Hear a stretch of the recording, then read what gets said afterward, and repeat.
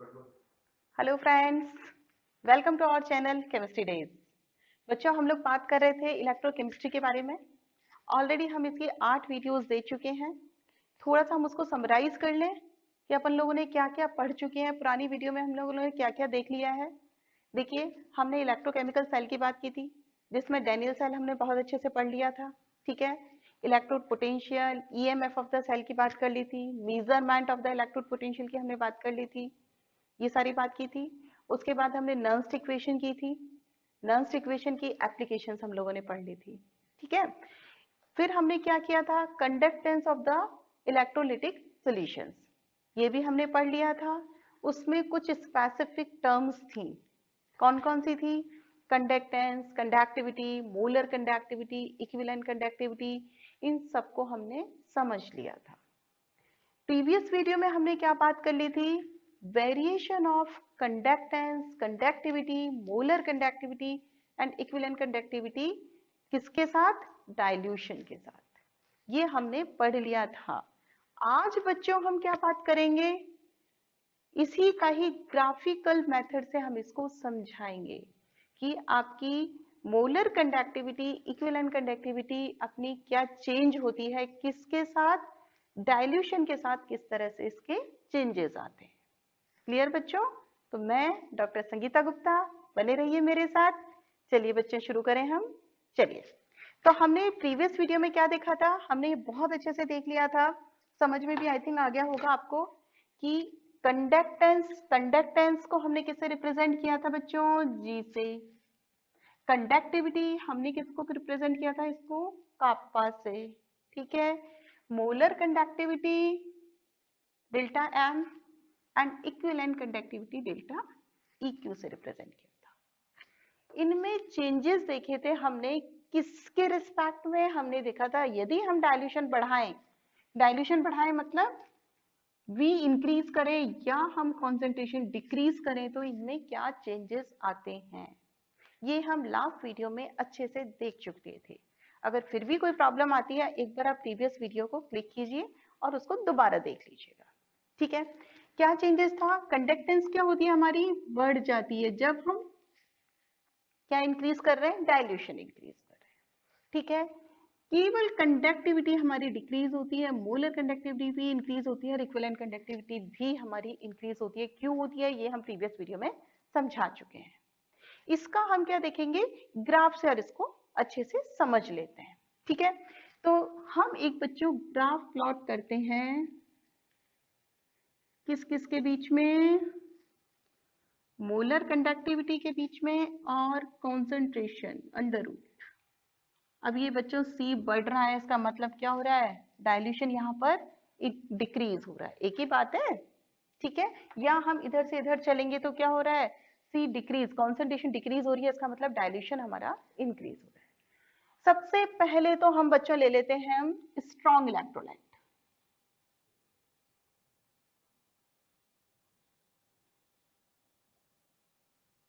देखिए, strong electrolyte में हम अच्छे से जानते हैं स्ट्रॉन्ग इलेक्ट्रोलाइट का मतलब क्या होता है बच्चों? स्ट्रॉन्ग इलेक्ट्रोलाइट का मतलब होता है जिसका अल्फा इक्वल टू 1 होता है। डिग्री ऑफ डिसोसिएशन क्या होता है? 100% होता है। उसको हम क्या कह देते हैं? स्ट्रॉन्ग इलेक्ट्रोलाइट कह देते हैं। ठीक है, स्ट्रॉन्ग इलेक्ट्रोलाइट में हमने क्या कहा, हमें अच्छे से पता है मोलर कंडक्टिविटी हमने प्रीवियस वीडियो में देख लिया कि बढ़ती है यदि हम डाइल्यूशन बढ़ा रहे हैं। डाइल्यूशन बढ़ा रहे हैं मतलब मैं इधर से इधर जाऊंगी तो क्या हो रहा है? मोलर कंडक्टिविटी इंक्रीज होती है, लेकिन इसमें होगा बहुत स्मॉल चेंज। तो हम क्या आएगा इसमें? स्ट्रेट लाइन आती है इस तरह से, स्मॉल चेंजेस देखने को मिलते हैं इस तरह से स्ट्रेट लाइन। यानी कि हम क्या देख रहे हैं यहाँ पर? देखो बेटा, हम क्या कर रहे हैं? डाइल्यूशन बढ़ा रहे हैं। डाइल्यूशन बढ़ा रहे हैं तो क्या होगा? कंडक्टिव मोलर कंडक्टिविटी भी हमारी बढ़ती चली जा रही है। किसके लिए? ये स्ट्रॉन्ग इलेक्ट्रोलाइट के, स्ट्रेट लाइन हमको मिल रही है। ठीक है, यहाँ पर क्या हो रहा है बेटा? यहाँ पे हमारा डाइल्यूशन बहुत ज्यादा हो गया, इट मीन्स कंडक्टिविटी हमारी बहुत कम हो गई। ओ सॉरी, कॉन्सेंट्रेशन हमारी बहुत कम हो गई। अब कॉन्सेंट्रेशन कम हो गया, अभी और डाइल्यूशन बढ़ाना है हमको, कॉन्सेंट्रेशन और कम करनी है। इतनी कम करना पॉसिबल होता नहीं है। हमें क्या करना होता है? यहाँ पर बिल्कुल यहाँ लाना चाह रही हूँ मैं, यहाँ लाना चाह रही हूँ, इसका मतलब क्या हुआ? Concentration almost zero. और कॉन्सेंट्रेशन जीरो कर दी, इसका मतलब तो क्या हुआ, सिर्फ सॉल्वेंट है आपके पास, सॉल्यूट है ही नहीं है, यही मतलब हुआ। कॉन्सेंट्रेशन मैंने जीरो कहा, ये मैंने कहा यहाँ पॉइंट है, तो कॉन्सेंट्रेशन जीरो का मतलब क्या हुआ कि आपके पास 100% क्या है, सॉल्वेंट है, इलेक्ट्रोलाइट तो है ही नहीं है, तो वो तो क्या हुआ, सोल्यूशन रहा ही नहीं वो तो हम ये कहेंगे कि almost zero, almost word use करेंगे, ठीक है। इसको कहेंगे अपन डाइल्यूशन, यानी कि डाइल्यूशन बहुत ज्यादा है इसमें, कॉन्सेंट्रेशन ऑलमोस्ट जीरो है, ठीक है। तो हम इसको अब ये मेजर करना हमारे लिए बड़ा मुश्किल हो जाता है, लेकिन स्ट्रेट लाइन को हम एक्स्ट्रापोलेट कर सकते हैं इस तरह से, इस अलग पेन से हम ले लें तो हम यहां से इसको ऐसे एक्स्ट्रापोलेट कर सकते हैं इस तरह से। तो यहाँ ये पॉइंट क्या आ गया बच्चों, ये पॉइंट कौन सा आ गया हमारे पास कि आपकी जब कॉन्सेंट्रेशन ऑलमोस्ट जीरो है तब आपकी क्या है, ये मोलर कंडक्टिविटी है, इसको हम कहते हैं limiting molar conductivity, molar conductivity at infinite dilution. हम इसको क्या कह देते हैं, कौन सा डाइल्यूशन कह देते हैं, इनफाइनाइट डाइल्यूशन कह देते हैं। बात समझ आ गई, किसके लिए है ये, स्ट्रॉन्ग इलेक्ट्रोलाइट, क्लियर ये, ठीक है। अब हम देखिए एक बच्चा और बात कर लेते हैं, स्ट्रॉन्ग इलेक्ट्रोलाइट में भी हम दो ले लेते हैं, कोई भी स्ट्रॉन्ग इलेक्ट्रोलाइट, एक तो हमने जैसे ये ले लिया मान लीजिए KCl के लिए, अब हम एक स्ट्रॉन्ग इलेक्ट्रोलाइट और ले लेते हैं, हम ले लेते हैं जैसे कि आपका मान लीजिए HCl के लिए ले, HCl के लिए जब हमने देखा तो हमारे पास एक ग्राफ और आया, हम इसको दूसरे पेन से बना देते हैं, देखिए इसी तरह का ग्राफ आया हमारे पास, इस तरह से दिख रहा है बच्चों ये, चलो इसी से कर देते हैं अपन इसको, ये लो स्ट्रेट लाइन आई, क्यों, क्योंकि ये भी क्या है आपका HCl क्या है, ये भी स्ट्रॉन्ग इलेक्ट्रोलाइट है, तो वही स्ट्रेट लाइन आएगी। स्ट्रेट लाइन का मतलब क्या हुआ अपना कि जब हम डायल्यूशन इंक्रीज कर रहे हैं तो हमारी लैम्डा m की वैल्यू यानी कि मोलर कंडक्टिविटी भी हमारी क्या होनी चाहिए, इंक्रीज होनी चाहिए, वो दिख रही है हमें। और हमारे पास इनफाइनाइट डायल्यूशन पे कैसे निकालेंगे हम, इनफाइनाइट डायल्यूशन पे निकालने के लिए वही हम क्या करेंगे, इसको एक्स्ट्रापोलेट कर देंगे इस तरह से, तो ये क्या हो गया हमारे पास लैम्डा m, ये इसको हम क्या बोलेंगे अपना limiting molar conductivity. Limiting molar conductivity का मतलब समझ में आ गया, कौन सी कंडक्टिविटी है किसी भी सॉल्व किसी भी इलेक्ट्रोलाइट के लिए, किसी भी सॉल्यूशन के लिए, कौन सी conductivity at infinite dilution, clear. अब आप ये बोलोगे KCl का ग्राफ है तो KCl और HCl का आपका स्ट्रेट लाइन का है, लेकिन ये नीचे आ रहा है ये ऊपर आ रहा है, ऐसा क्यों, उल्टा नहीं कर सकते क्या इसको, नहीं कर सकते, क्यों, क्योंकि HCl की कंडक्टिविटी ज्यादा होती है मोलर कंडक्टिविटी एट पर्टिकुलर, कोई भी डाइल्यूशन हम ले लें, कोई भी डाइल्यूशन ले लें अपन, और KCl के कंपैरिजन में HCl की मोलर कंडक्टिविटी ज्यादा होती है एट एनी डाइल्यूशन। ऐसा क्यों, ऐसा इसलिए बच्चों क्योंकि देखो क्लोराइड आयन तो सेम है दोनों में, अगर हमने कहा स्ट्रॉन्ग इलेक्ट्रोलाइट है, जैसे ही हमने इसको क्या किया, डिसॉल्व किया, पानी में घोला, तो क्या होगा, ये H प्लस और Cl माइनस में डिसॉल्व हो जाएगा, और ऐसे यही है K प्लस और Cl माइनस में डिसोशिएट हो जाएगा, ठीक है। अब क्लोराइड आयन के कारण तो दोनों की कंडक्टिविटी सेम है, क्योंकि जब सोल्यूशन में आ गई तो क्लोराइड आयन चाहे HCl से आए हो चाहे वो KCl से आए हो, बात बराबर है, ठीक है।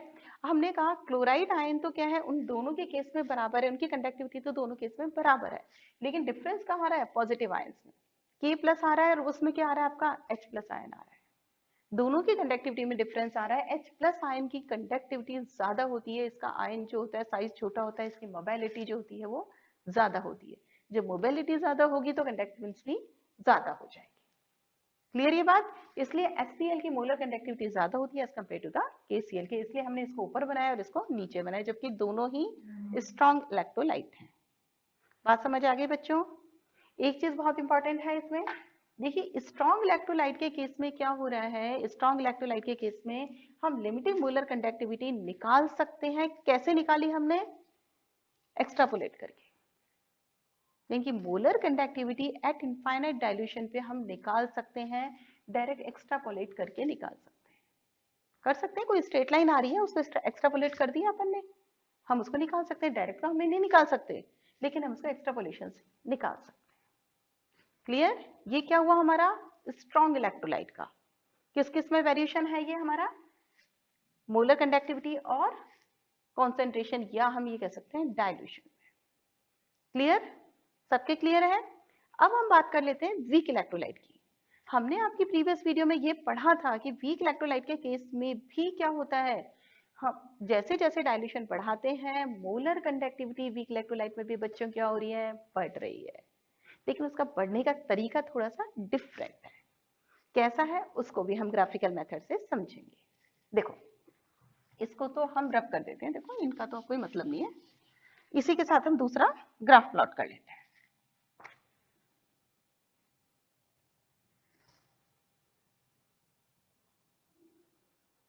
हम यहाँ पे लिख लेते हैं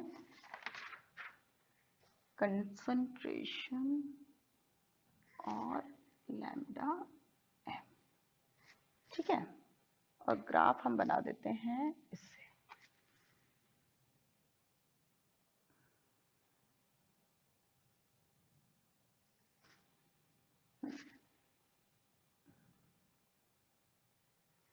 एक और बना लेते हैं,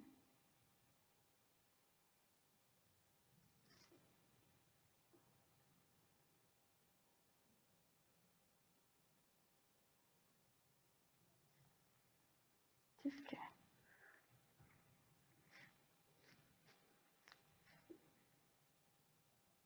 ये इस तरह से है, ये HCOH CH3। देखो बच्चों बहुत सिंपल सा है, इसको भी अपन समझने की कोशिश करें। इसमें भी हमने क्या बताया है, देखो हमने कहा कि यहाँ पर क्या है, इधर से इधर जा रहे हैं, तो क्या हो रहा है यहाँ पर, क्या हो रहा है बच्चों, यहाँ पर अपना डाइल्यूशन जो हो रहा है वो इंक्रीज हो रहा है। जब डाइल्यूशन इंक्रीज हो रहा है तो हम बहुत अच्छे से जानते हैं मोलर कंडक्टिविटी हमारी क्या होनी चाहिए, बढ़नी चाहिए, चाहे वो वीक इलेक्ट्रोलाइट है चाहे वो स्ट्रॉन्ग इलेक्ट्रोलाइट है। क्लियर। वीक इलेक्ट्रोलाइट के केस में क्या हो रहा है, हम बहुत अच्छे से जानते हैं अल्फा की वैल्यू क्या होती है, अल्फा इज लेस देन 1 होता है, अपन जानते हैं बहुत अच्छे से। इट मीन जैसे जैसे डाइल्यूशन बढ़ा रहे हैं क्या हो रहा है, हमारे पास अल्फा की वैल्यू बढ़ती जाएगी, डिग्री ऑफ द डिसोसिएशन बढ़ेगा, लेकिन वो बहुत धीरे धीरे धीरे धीरे इंक्रीज हो रहा है। हमने देखा यहाँ पे धीरे धीरे धीरे धीरे इंक्रीज हो रहा है, एकदम से फिर क्या हो रहा है, अल्फा की वैल्यू एकदम से चेंज होती है और यहाँ पे सडन चेंज हो जाता है, यानी कि एकदम से तेजी से चेंज लैम्डा एम में होता है।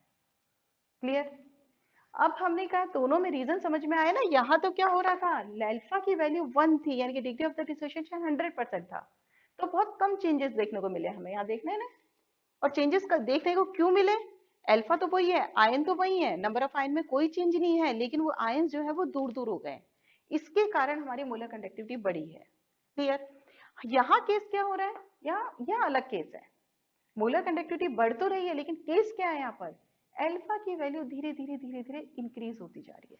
फिर क्या हो गई, सडन चेंज हो रहा है, एकदम से चेंज हुआ, एकदम से तेजी से चेंज हुआ, तो क्या होगा, लैम्डा एम यानी कि मोलर कंडक्टिविटी भी तेजी से बढ़ जाती है, फिर ऑलमोस्ट ये कांस्टेंट हो जाती है। क्लियर। अब हम यहाँ पर एक पॉइंट और आता है, अब यहाँ पर इनफाइनाइट डाइल्यूशन पे कैसे निकालें बच्चों, ये तो पैरेलल जा रहा है ग्राफ, हम कितना भी कर लें ये पैरेलल ही जाता रहेगा, कभी भी ये टच तो नहीं करेगा ना, एक्स्ट्रापोलेट तो नहीं कर सकते इसको, जब एक्स्ट्रापोलेट नहीं कर सकते तो क्या होगा, इनफाइनाइट डाइल्यूशन पे हम इस मेथड से नहीं निकाल सकते, और बहुत सारे मेथड है जिससे हम निकाल सकते हैं। ग्राफिकल मेथड, ये जो मेथड है इससे हम वीक इलेक्ट्रोलाइट की इनफाइनाइट डाइल्यूशन पे मोलर कंडक्टिविटी नहीं निकाल सकते, जबकि स्ट्रॉन्ग इलेक्ट्रोलाइट की हम एक्स्ट्रापोलेशन करके निकाल सकते हैं। पॉइंट समझ में आ रहा है अपन को, बात समझ आ गई। दूसरा पॉइंट ये है, सेम पॉइंट है, हमने दो वीक इलेक्ट्रोलाइट ले लिए, एसिटिक एसिड एंड क्या ले लिया हमने, फॉर्मिक एसिड। इनमें क्या डिफरेंस आया, दोनों केसेस में क्या हो रहा है, नेगेटिव पॉइंट क्या आ रहा है, पॉजिटिव तो सेम है, क्या आ रहा है अपना H plus CO minus.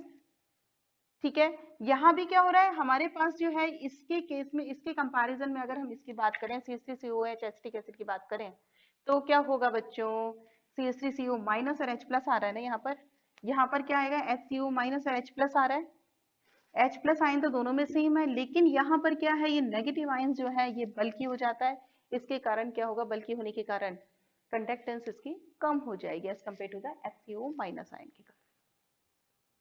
Clear, बात समझ में आ गई, दोबारा समझ लो। हमने यहाँ दोनों वीक इलेक्ट्रोलाइट रहे हैं, दोनों वीक इलेक्ट्रोलाइट लेने के कारण क्या होगी, दोनों की जो नेचर है वो तो सेम रहेगा, लेकिन ये ग्राफ HCOH का ऊपर आ रहा है, एसिटिक एसिड का नीचे आ रहा है, जैसे इसमें हमने देखा HCl का ऊपर आ रहा है, KCl का नीचे आ रहा था। क्या डिफरेंस है, इसका मतलब इसकी कंडक्टेंस ज्यादा है as compare to the acetic acid के, क्यों, क्योंकि दोनों में जब हमने कहा कि डिसोशिएट हो रहे हैं तो H प्लस में और HCO माइनस में डिसोशिएट होंगे, और ये किस में डिसोशिएट होगा, CH3CO माइनस में और H प्लस में। पॉजिटिव आयन तो दोनों में सेम है। नेगेटिव आयंस में ये आयन क्या हो गया, ये आपका नेगेटिव बल्की ग्रुप हो जाता है। इसके कारण इसकी कंडक्टेंस यानी कि मोबिलिटी कम हो जाएगी, मोबिलिटी कम होने के कारण कंडक्टेंस इसकी कम हो जाएगी। क्लियर बच्चों, बात समझ आ गई। हमने क्या देखा, आपका मोलर कंडक्टिविटी में वेरिएशन किसके साथ देखा, हमने डाइल्यूशन के साथ देखा। पिछली वीडियो में तो हमने ये समझा कि क्या चेंजेस देखने को मिलते हैं, यहाँ हमने इसको ग्राफिकल मेथड से देख लिया, वीक इलेक्ट्रोलाइट का as well as strong electrolyte का। ठीक है, ये बच्चों एग्जाम में आता भी है और ये कॉन्सेप्चुअल है, ये आपको समझ में भी आना चाहिए। क्लियर है ये सबके बच्चों। आज के लिए बच्चों इतना ही। आज के लिए हमने क्या क्या पढ़ लिया अपना, हमने देखा मोलर कंडक्टिविटी में वेरिएशन देखा, हमने किसके साथ, अपना डाइल्यूशन के साथ देखा, strong electrolyte as well as weak electrolyte के साथ। दोनों में ग्राफिकल मेथड से देखा तो ग्राफ दोनों में अलग अलग आता है। क्लियर, ठीक है।